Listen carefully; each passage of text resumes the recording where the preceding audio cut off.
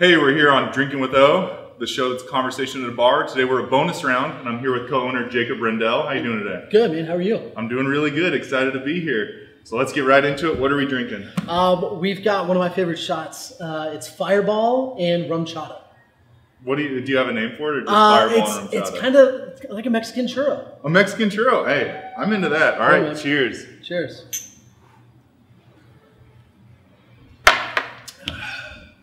That's really good. Not too bad, right? That's not bad at all. And I should preface too, I'm not a big Fireball guy. Yeah, you know? same. But that doesn't taste like Fireball. You know? I feel like I've had something with rum chata before in it. Or maybe some people put it in their coffee. Have you ever seen that? Oh yeah, totally. Yeah, I heard someone put it, they were talking about horchata and coffee, saying that they call it a dirty whore. I was like, that's a little aggressive, because you can't order that. Right. No. Well, I mean, you could. You could order that at, you've been to Bikini Beans?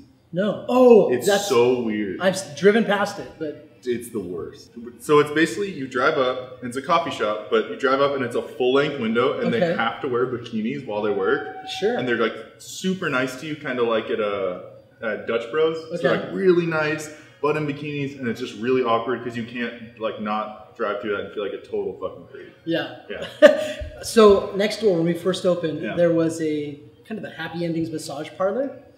Yeah. Yeah, I'm true story. Of the kind. So they used to be a hot tub by the hour rental place. What? Yeah. So it's just like a big building of hot tubs? Of hot tubs, yeah. You would go in rent it for an hour. Like...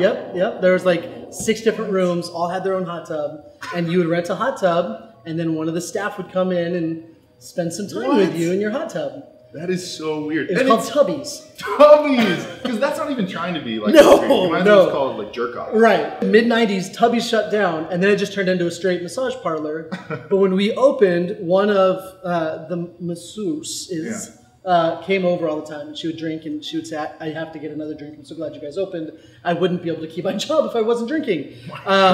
So she was super nice, though. Her daughter worked at Bikini Bean. Really? Yeah. Damn. So she would tell me how proud she was of her daughter who was working at Bikini Bean instead of her job at the happy ending. Yeah, well, it's like, it's definitely, I think it's a little bit much, but if it's like jerking people off or working at Bikini Beans, I would say Bikini Beans more. You're making a step in the right direction. Yeah, for sure. Yeah. So how long have you guys been here on this round? Do you have another location, or was this the first one? This is the first. So we opened May 13th of 2016. So coming up on our 2nd anniversary. No way. In another couple months, yeah. I mean, because looking around, it kind of seems, or at least I get the vibe this has been here for a while.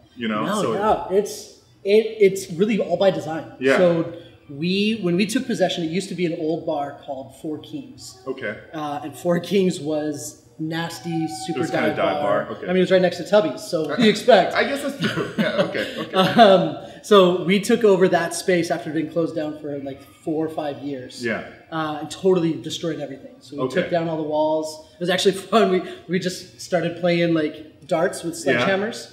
So just going through walls, tearing everything down ourselves. And then we worked with a couple of different construction companies, and we rebuilt absolutely everything. Wow! Because I know you have all the. I assume it wasn't exposed like this. No, it was super drop ceiling. Yeah. In fact, so the bar used to be right over here in this section where our stage is. Okay. And in that area above the actual bar top, there was like old Corona surfboards.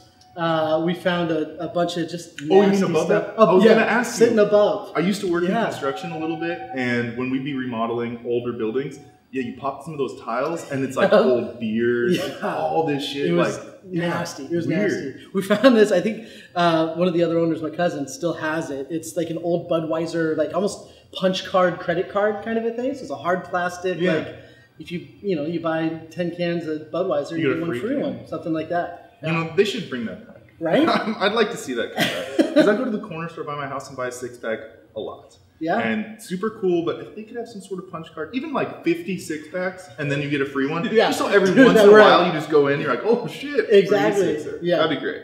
Do you wanna try a beer? Yeah, let's do it. All right. So you've got the Dudes, which is a pretty awesome brewery out of I've never even heard of that. San Diego. So this is their new most excellent IPA. So it's a fresh hopped hazy IPA. Yeah. And then I've got the Wookiee, which is... I saw that in the fridge, actually. Yeah. It's really good. So it's a 7% Imperial Stout. Okay. But it's cold brew, brewed with cold brew, and then they add lactose. So it's from a brewery called King Harbor. Where's King Harbor out of? I'm pretty sure they're California as well. Okay. They actually just came to Arizona. Oh yeah, California. Redondo Beach. Redondo Beach. Yep. Yeah. So they just came to Arizona within the past month or two. Oh man, well hey, cheers to that. Cheers, man. Whew. What does it mean hazy? A hazy IPA? So hazy or unfiltered IPAs, pretty similar styling. Okay. It's basically just kind of less refined. Yeah. So you get a little bit of that murkiness, a little bit of that more like almost earthy hop flavor to it. Well, it tastes super good, man. Yeah. Yeah, I feel like it's nice and easily drinkable. You know, and it's not too bitter because I've had some. I remember having I think it was called Executioner IPA, and it was like 110 IBU or something. Yeah, yeah. It's fun to have, but also just like shit. That's a lot. That's yeah. We get into some of that stuff. So we have kind of one of the other new things in the IPA realm is doing like a 0 IBU or oh really? Basically, yeah, Dogfish Head, which is a crazy brewery out of the East Coast. They do some really cool stuff. They've got a newer beer that they basically found a way to remove the bitterness from the brewing process based on when they add the hops to the brew. So that's a really smooth, like kind of an approachable IPA. Yeah. So kind of our shtick when we opened this place was creating a bar that people can learn how to drink beer at. Yeah, totally. So it wasn't just hey, let me come in and get whatever domestic beer. Let me pull out my punch card. Yeah. Although nice. Not time and a place, but we really wanted people to have that experience of this is what it means to taste a beer. Yeah. And so having stuff like that where we can say, okay, I know you say you don't like IPAs, but let's talk about why. Let's talk about what flavors you would expect out of an IPA and kind of that process. I mean, just looking at your fridge here, how many beers would you guess you have? It's a big fridge, tons of beers. We usually keep about 55 to 60 cans and bottles on at any time. Wow. And then that rotates almost every week. We have new beers that come in, some beers that go off. Yeah. We got a couple that kind of stay in line throughout most of the season. But because you got to kind of turn them over pretty quick, I would guess, kind of what we were talking about. Yeah. One of the things for us, we really, again, want people to be able to try that stuff. So our margins, honestly, peek behind the curtain, are pretty low. Yeah. Like in the liquor world in general, there's a lot of markup. Totally. Just on, especially in the $18 bar industry. shot for your nice, nice scotch. That's totally reasonable. Yeah. So we really want to be able to give access to people. Yeah. And that's also why all the games are on free play all the time. Which I did not know the first 2 times I came here, and I was just drinking like, man, I don't have any cash. yeah. But I wish I would have known. We go around every now and then, and we'll pull quarters out of some of the machines. Really? People still put them in there. And, hey, this machine ain't my quarter. Well, actually, just press the start button. Yeah. What were some of the bumps that you guys had in just getting the bar going? I imagine that it didn't just go as smooth as someone would imagine. Yeah. So my cousin actually came to me probably January of 2015 and said, hey man, you want to go grab a beer and play some arcade games? I said, yeah, that sounds awesome. Where are we going? Yeah. He's like, oh, the bar we're about to build. I'm like, dude, don't mess with me. Like, were you into the idea from the get-go? I've always wanted to create a space, like just to give people a place to come and feel safe and feel welcome. Yeah. And so had talked to a couple other people, and I'm not the kind of person who, like, just on my own, I was going to go and do that and hold myself to it. So really it was always about finding the right partner. Yeah. And never did I think that was going to be my cousin. And then he approached me after having just recently graduated from NAU for business, and he's like, hey, we got to do this. I'm like, all right, let's roll. Yeah. So that was January, and then a year and a half later we were open. But that year and a half stint was fraught with hurdles. Yeah. So I mean, I can imagine. Yeah, and we're young-ish. I'm the geezer of the group, so I'm 32 now, so I was right around 30. Yeah. He's 26, almost 27. So so we're young bucks, zero money. So we were lucky enough that we had actually one of the friends of my cousin James had some inheritance money that he got, and he said, "Hey, I want to buy in." Yeah. So he came and joined us, and he's been integral. His name is Nick. Okay. He's done a lot of the kitchen development, and he actually does all of the restaurant management. Yeah, because having not just done a bar, I mean, a bar restaurant is a big deal. You know, a lot of places, I think in my head at least, I can wrap my head around opening a bar. Sure. Opening a bar that also has even the smallest of food options is like, fuck, that's a whole nother thing. I don't know anything about any of this, but I imagine that would be pretty difficult. And we had no real experience in the bar restaurant industry at all. Yeah. So what's cool is all of the owners of Bonus Round are from Phoenix. Okay. So we all kind of grew up in and around this area. Because you have to have a good area, you know. And you see, sometimes I go to a cool bar, someone invites me to a cool bar. Maybe it's out in Gilbert. I'm not trying to shit on Gilbert, but like, I don't go out there that much, you know? But this is like right here. I live just kind of on 7th Street and Thomas area in the Coronado neighborhood. Yeah. So it's like, I love having these fun places that are like right here, you know? No, it's awesome. And there's been so much, I mean, it's almost cliche at this point to talk about, but just the revitalization of downtown and now the uptown area. Yeah. It's awesome. It's really... The light rail, I mean, well, how long has the light rail been here? Oh man, probably 8 years at this point. I mean, it's crazy. It's been a while. Yeah, because I moved here 4 years ago from Tucson, and I grew up in Tucson. I went to school in Tucson, so I was always there. And they built like their little light rail, and it goes like 2 miles. Really? It's like, 2 miles that like I've walked a million times. Yeah. So it's kind of like silly. And then to come here, I'm like, oh wow, light rail actually serves a purpose here. Right. It's kind of nice. Yep. It's cool. It definitely has its moments. We've done some like light rail scavenger hunt kind of stuff. Oh, really? We're working on doing one with a couple of different bars along the light rail to do some more events around it. Just to continue to push the usage of the light rail, like just helping people feel more comfortable on it and whatever else, giving some more reason to be on the light rail. Totally. Yeah. And I mean, being so close to the stop, you could come from all over and just get right to Bonus Round. Exactly. It's super easy. And that was one of the big reasons why this was our place. Yeah. The other, of course, is our neighbor. It's all about books and comics. I know. I was gonna say your guys' bar is very decorated, and I was really excited that I got to sit in front of this comic, which looks maybe like a Spider Woman, kind of like sliding her hand down the pants of this guy who seems nervous. Yeah, no, I think that's a pretty apt description.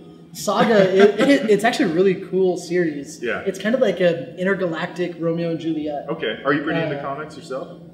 It is so hard to stay current on them, but I love them when I get the time to do them. Yeah. We have a guy in our crew who's really into comics. Yeah. So All About Books and Comics has been in the Valley for almost 50 years now. Okay. And they so they were right around the corner, kind of by Cowtown. And then right when we took possession of this place, they moved into that place. Oh, so, because of as a response, you think? Kind of the other way around. Oh, okay. So we knew that they were going to be moving in, and so we said, all right, that seals the deal. Yeah. This is where we want to be. Do you think you get a lot of foot traffic? Oh, totally. And they're just really cool, too. I mean, all of these comics they gave us. Oh, really? They gave us about 125, 150 comics. No way. And then we went through and cut stuff out, pulled it all together, and then created the bar top ourselves. Yeah. Did the epoxy pour. Yeah, I was going to say you poured the epoxy, I imagine. It looks really good. Came through. The trick was using a blowtorch afterwards. Oh, really? So you blowtorch the epoxy, and it takes all of the bubbles out because it kills the oxygen. Wow. That's super cool. Yeah. How'd you guys decide of what games to put in here? So we wanted to stick on the front end, at least with a lot of the Golden Age games. Yeah. So that was actually our working title for a long time before Bonus Round. Was Golden Age. Okay. And then we ended up finding a kind of a massive. It was this lot of broken games that was in this fenced off section of a recycling dumpster plant. So they would make the recycled dumpsters. Just what we learned is that there's a whole arcade community that exists in the greater Phoenix area. Really? And so we started talking with people, and they said, oh, you got to talk to this guy, talk to this guy, talk to this guy. And hey, this guy was going to open an arcade, and then it didn't work. He's just been sitting on these games. And everybody's trying to buy individual games from him, but nobody's going to buy the whole lot. And I said, well, we will. So we buy about 50 arcades, and of that, 12 of them were functional. Okay. So we spent a good chunk of time fixing games up and doing repairs, and then selling off all the individual ones that didn't work or that were duplicates or didn't fit our function. Did you personally work on them, or were you having someone I tried. Yeah, because like I said, Yeah. I tried and I just said fuck it, and I gutted the whole thing and just put a computer monitor in. Yep. But I mean, because these look, to be the authentic CRT arcade monitors. Yeah, almost all of them. So, I mean, except for maybe the newer games. Sure. Yeah. We changed out the monitors in Cruisin'. Okay. Cruisin' World was always, the monitors were always having issues, so we went to LCD on those. Okay. And then a couple of them, but like the shooters all have to be CRT. You can't do a standard LCD with them because of the way like that. What is that? A silent scope over there? Yeah. Yep, Does that have to? It has to be CRT. Why is that? It has to do with like the reflection base that actually allows the controls to be able to function based off maybe of it's where calibrated to the curve that exists in CRT. Exactly. That's really cool. Yeah. Wow. So there's some stuff like that we've had to be. Well, if you guys want a missile command CRT, you can have it. It's really burned. Yeah. Like, it's really in there, and it's sitting in my carport. Yes. So, Good. Okay. Make that happen. All right. So this is one of my favorite spirits that we have. So I was never a gin guy before, and then I tasted this, and now I'm a total gin guy. It's called Monkey 47. Okay. And it is made from 47 different botanicals that all come from the Black Forest in Germany. Wow. So there's all sorts of things from standard spruce and pine to rhubarb, and it's delicious. Yeah. So it's a sipping thing. It's not. It is. It's definitely not a shooting thing. We brought this in, and I like to do it in like pairing combos. Okay. So we do what's called a team up, where we pair a single spirit to sip on with a beer, just to really be able to see how things change with taste based on the different things. What do you really like to pair up with this? So there's a really good kind of a pine IPA that Deschutes does. And that's been the best thing that I found so far. But it's only seasonal. Oh, okay. So we only get it every once in a while. When is it? What's that beer called? I cannot remember off the top of my head. But hey, so like a little piney, so piney beer pairs with, I guess this is going to be like a real florally piney. Yes. Yeah, absolutely. Spirit, so just on your own right now, you'll get that floral quality out of it. Like you said, that herbal piece. And then when you add in like a piney IPA, like Flagstaff IPA from Lumberyard is really good. I love that. That is another one that really draws out that kind of earthiness and that pininess that helps balance the floral qualities. Very cool, man. Well, hey, shall we take a little sip? Salud. Cheers.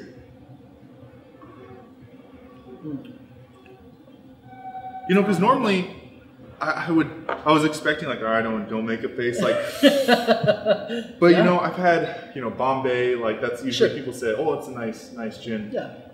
And I thought it was really bad. Yeah. And I had a Bombay. My friend, all he wanted to do, I was in Natchez, Mississippi, little town, and he's like, well, it's my birthday. We're gonna do Bombay martinis. And I was so fucking bummed. That was so gross. That shit was really bad. Yeah. And this, I've certainly never drank gin straight. Sure. Ever. Yeah. That was delicious. I really dig it. Yeah. The only thing I really drink straight is bourbons. And, But I'm gonna pepper this in. What I've been really wanting to know about, and I've been putting it off because I have a million questions. Yeah. So that game, Killer Queen. Yes. So when did you guys get that? So Killer Queen's new. So we actually don't own Killer Queen. That's one of the only machines in here that is not ours. Yeah. Killer Queen was purchased by a group of fans that just love the machine. They actually are part of a nationals team that competes in Killer Queen tournaments throughout the country. So does this exist, would you find this at bars everywhere in the country, or would you find it? There's about 20 in the world. Oh, okay. And it's a new game, I would guess. Yeah. Right? So I think it was designed originally in about 2008. Okay. And then it's had slow kind of creep as it's become a little bit more popular. So some of the other big arcade bars in the country have it. Ground Control in Portland has one. There's a place called Logan's Run in the Chicago area. Okay. They've got a machine. And then there's a couple of spots in Texas, which is where kind of the manufacturer of Killer Queen is in Texas. Okay, so very cool. Yeah, and then there's some up in Minneapolis and just kind of piece part, spread throughout. So we were super honored that these guys, wanted to bring one into bonus round, and then to be able to be part of the scene is awesome. So it's 2 teams of 5, and then it's an objective-based team game. So kind of like a capture the flag style, you can capture berries, bring them back to your base, and then once you get enough berries, you win. Or you can play a military strategy where you can try and kill the opposing team's queen. Okay. And if you kill the queen 3 times before your queen is killed 3 times, you win. And it looks a little bit like it plays like Joust. Is that? Yeah, very similar technique involved. So you'll see it's so funny to watch the difference between it's kind of your casuals that will come in and start playing, and then the actual league guys. Yeah. Because the league guys have this hover down like just perfect, where they'll just sit right at the top of the map. Because the whole thing is, as you're attacking people, whoever has the height advantage is the one that gets the kill. So it's Joust. Okay. So if you're right at the top hovering, you just get a lot of bounce back, and then somebody will slip, and then it's game over. Nah, that'd be me. I'd just be all over the map. Right? Even in Joust, I only make it like to round 3. Well, see, that's why for you, so the last strategy is to take the snail. Okay. There's this snail at the bottom of each map, or somewhere on each map, and you can jump on that snail and ride it into a goal. And if you can ride the snail, which obviously would move slow, into the goal before you get killed or before the other team wins by any of the other strategies, then your team wins. I'm a snail kind of guy. I think the snail is more my speed. Yeah.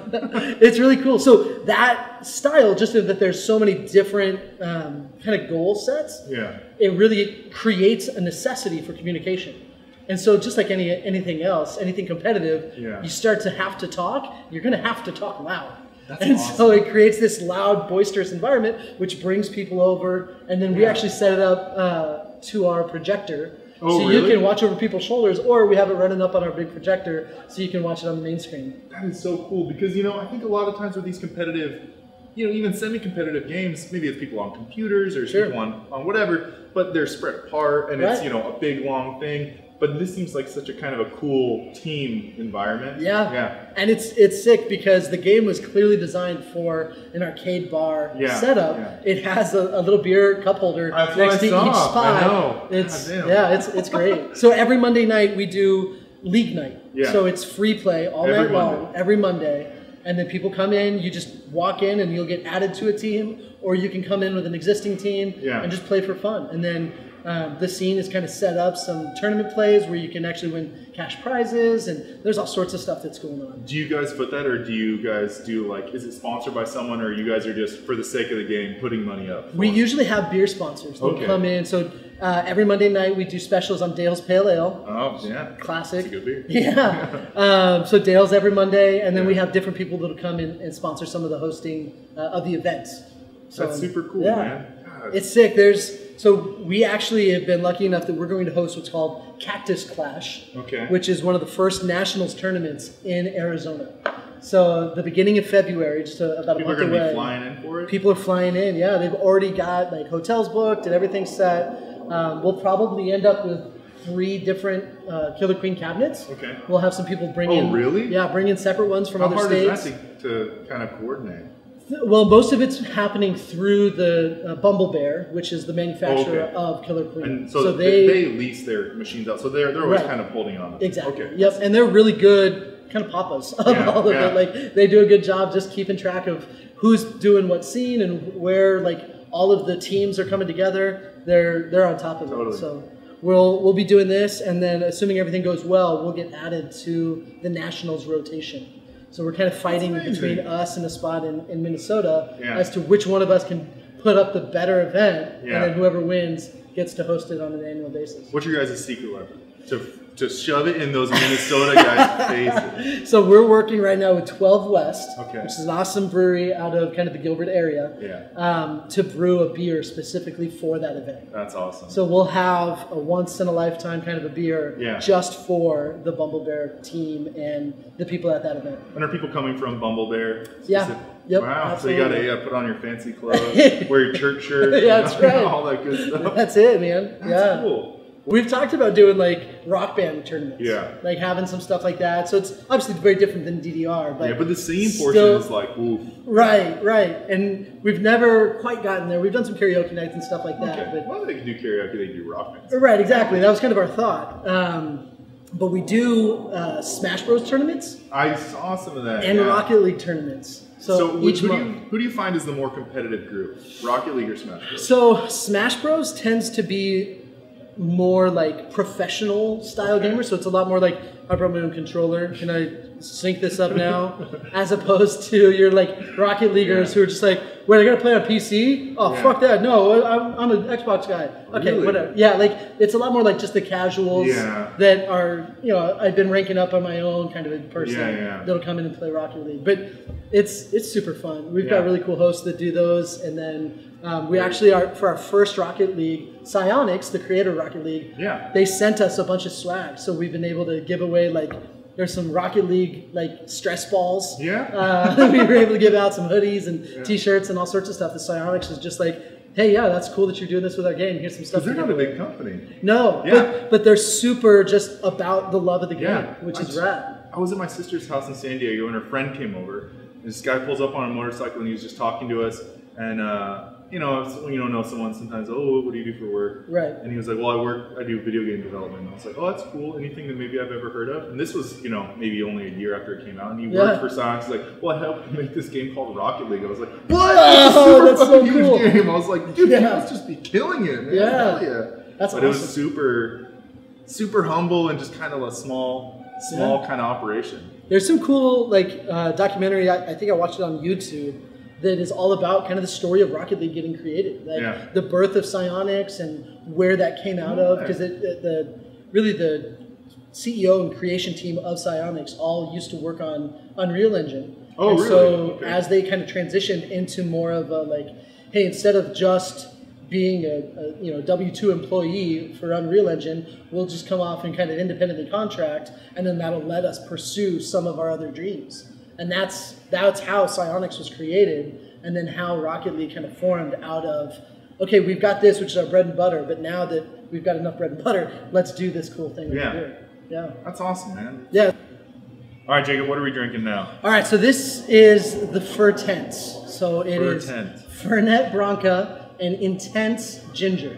Intense ginger? Yeah, that's what the alcohol is called? Yeah, that's what this one is. Yep, by Barrows. Okay. Yeah, so it is kind of a digestive, so it's appropriate to end our time. That's what I really need. Finish it off, get you a nice little calming belly calmer. Oh, dude, that's all I need, man. Thank you so much. Absolutely. All right, cheers. Cheers.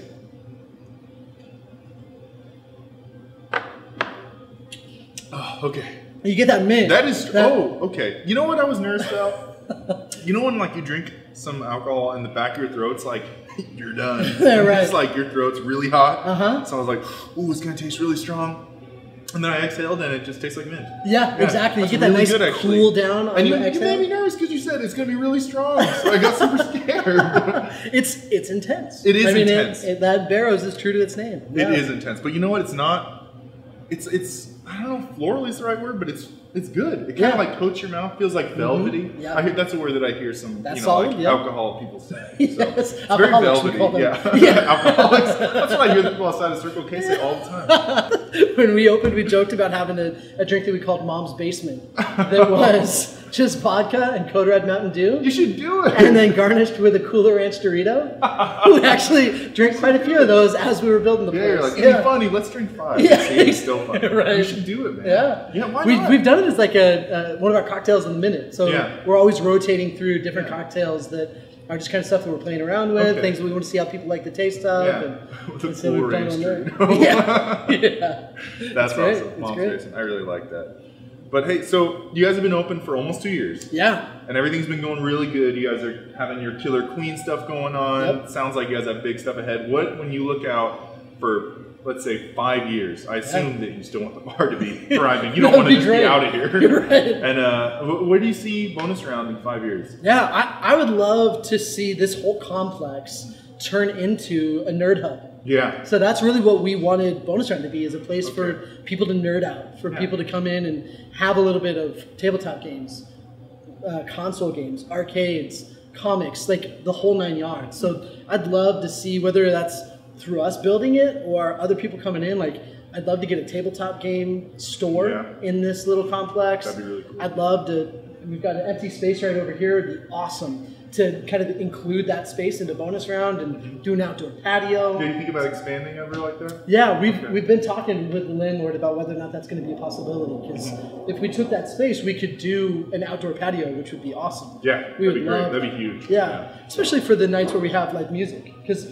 we do live music about 4 or 5 times a month. Oh wow! And that's kind of a lot for a smaller venue, right? Yeah. And what's awesome is we've never asked someone to come and play. Like it's always been, hey, we're going to be in town. Can we play at bonus round? Like, yeah, sure, that'd be great. And you guys kind of developed what seems like a cult following, which seems synonymous with this kind of vibe. Yeah. So when we were talking about who was going to come to bonus round, we always said like part of why building a bar for people like myself and my cousin, like that is a nerd bar. Like nerds are loyal. Yeah. Like they've been the underdog enough. They've been betrayed enough. Like there is, when you treat a nerd right, like you get that love back. Yeah. And that's why our regulars are what keep us in business. Like that's what we're about. So besides an arcade shop, what would you want to see go in here? Dream wise, if everything's occupied, how many spaces are there? Maybe 6? Yeah, we got probably about 6-ish. Okay. So yeah, I'd love to see obviously ABC stick around to have that comic book shop. Yes, definitely. It'd be cool to even have like